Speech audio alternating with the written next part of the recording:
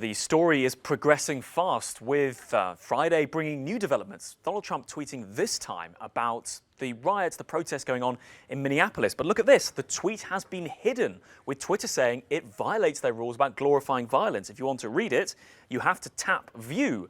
Now, the line they took issue with was Donald Trump saying when the looting starts, the shooting starts. Twitter saying that goes against their guidelines, and therefore this tweet cannot be liked, it cannot be commented on, but they're not taking it down.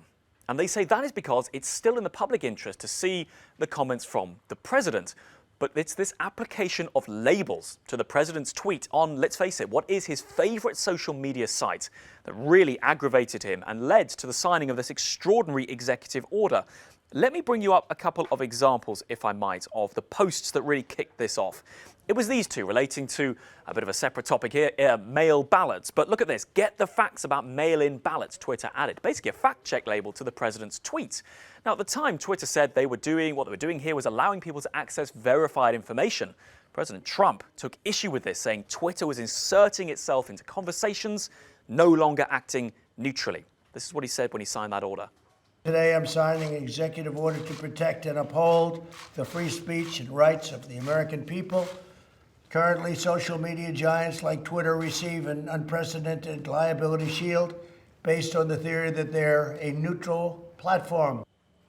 Trump, Twitter. It is a love affair. The president uses this app perhaps more than he uses any other social media app. But the cast of characters here, Trump now out of line with Jack Dorsey, Twitter's CEO, standing by the application of labels. But then Mark Zuckerberg entered the conversation, Facebook's CEO, saying that he was uncomfortable with this decision by Twitter.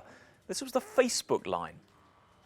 That I don't think that Facebook or internet platforms in general should be arbiters of truth. I think that's a kind of a dangerous line to get down to in terms of deciding what is true and what isn't.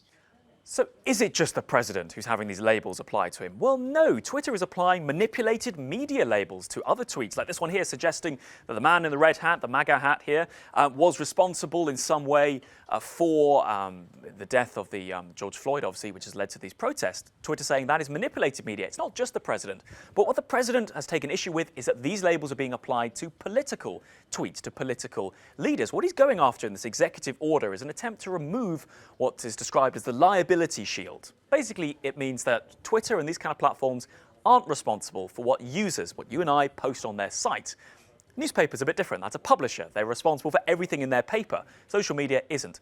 What the president's trying to do here is say, well, if Twitter's going to insert itself and start making these kind of comments, they're no longer a neutral network. They're no longer a neutral site to post things. They're starting to act like they're curating content.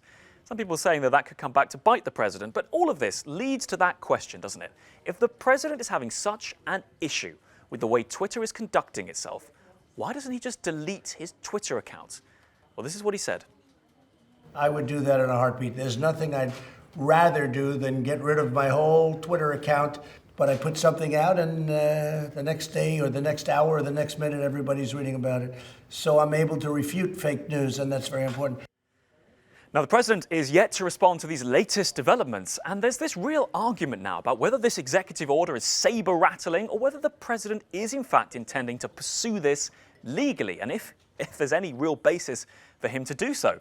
Twitter, by adding this label to those tweets from Minneapolis, quite clearly continuing in their process, unapologetically. We're waiting for the president's response. And Alistair will be monitoring all the latest developments here in theCUBE.